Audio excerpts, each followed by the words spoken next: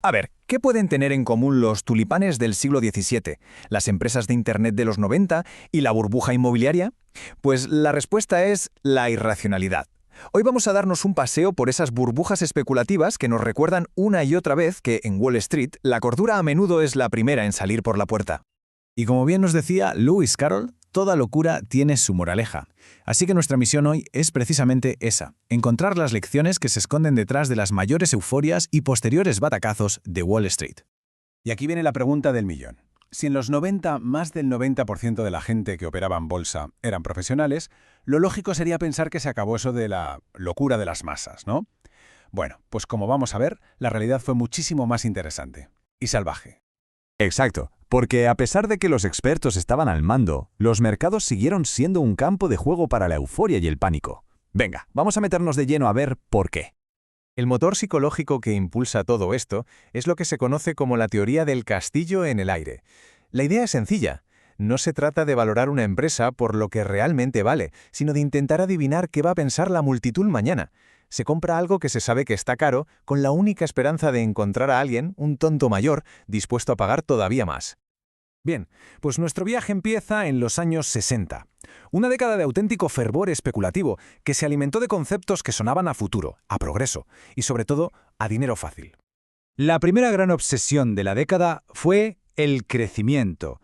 Cualquier compañía que tuviera un nombre que sonara a alta tecnología, daba igual lo que hiciera en realidad, se convertía en oro puro. El mercado estaba dispuesto a pagar auténticas barbaridades por la simple promesa de un futuro brillante.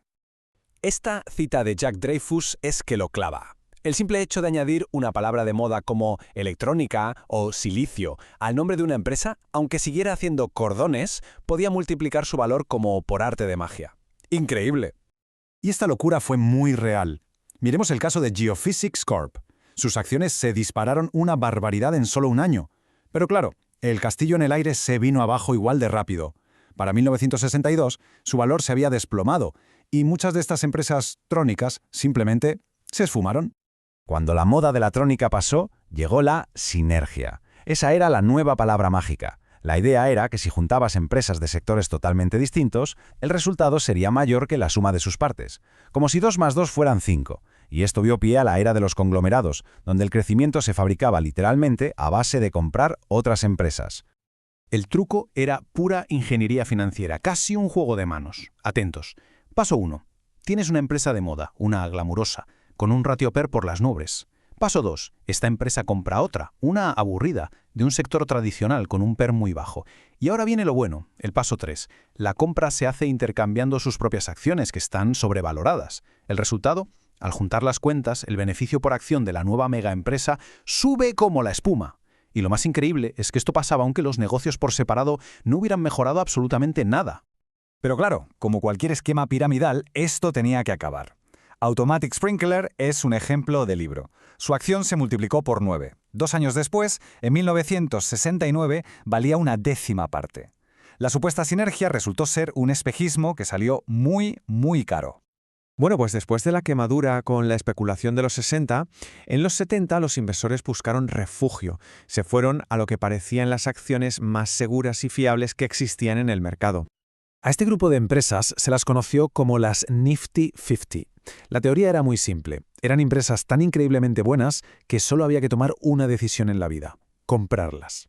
Se llegó a pensar que su calidad era tan superior que daba igual el precio que se pagara por ellas. Era, en teoría, la inversión perfecta para comprar y olvidarse. Pero la realidad, como siempre, fue un jarro de agua fría. En 1972 se llegó a pagar por Sony 92 veces sus beneficios anuales, un PER de 92. Para 1980 ese múltiplo se había derrumbado hasta 17, y lo mismo pasó con gigantes como Polaroid, McDonald's o Disney. La lección fue dolorosísima. Hasta la mejor empresa del mundo puede ser una inversión ruinosa si se compra a un precio completamente irracional.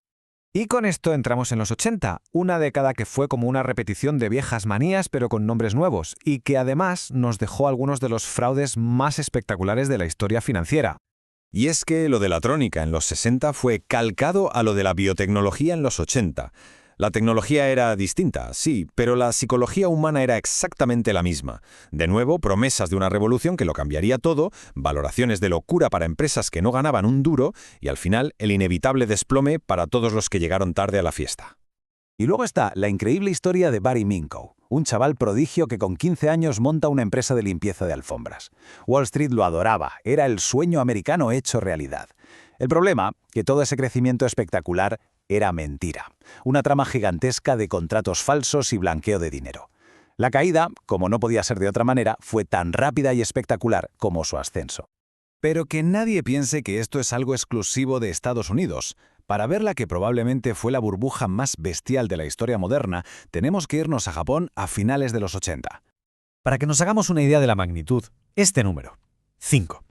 En el pico de la burbuja se calculó que el valor de todo el suelo de Japón era 5 veces superior al de todo Estados Unidos, y eso que Japón es 25 veces más pequeño. La locura llegó a tal punto que se decía que el terreno del Palacio Imperial de Tokio valía más que todo el estado de California. Surrealista. Y claro, esta locura se reflejaba en la bolsa. Mientras que en Estados Unidos o en Reino Unido las acciones cotizaban a un PER normal, de 12 o 15 veces beneficios, en Japón superaban las 60 veces. Se inventaron todo tipo de excusas para justificarlo, con la famosa idea de que Japón era diferente. Spoiler, Japón no era diferente. La ley de la gravedad financiera, que es universal, acabó llegando. El Banco de Japón subió los tipos de interés y el castillo de naipes se vino abajo con estrépito. El Nikkei perdió más del 60% de su valor en menos de 3 años y el país se sumió en lo que se conoció como la década perdida. Muy bien, después de este viaje por tantos altibajos, ¿qué conclusiones sacamos? ¿Qué nos enseña la historia sobre toda esta locura recurrente? Pues a ver, varias cosas claras. La primera, que la psicología humana es una constante. Da igual que la palabra mágica sea trónica, sinergia o biotecnología. Al final, la codicia y el miedo siempre están ahí.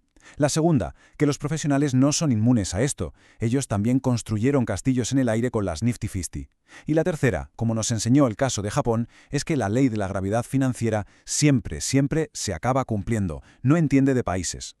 Y con esto llegamos al final, con una pregunta que da que pensar. La historia no se repite, pero desde luego rima. Conocer estos patrones del pasado es quizás la mejor defensa que tenemos para no quedar atrapados en la próxima gran locura del mercado.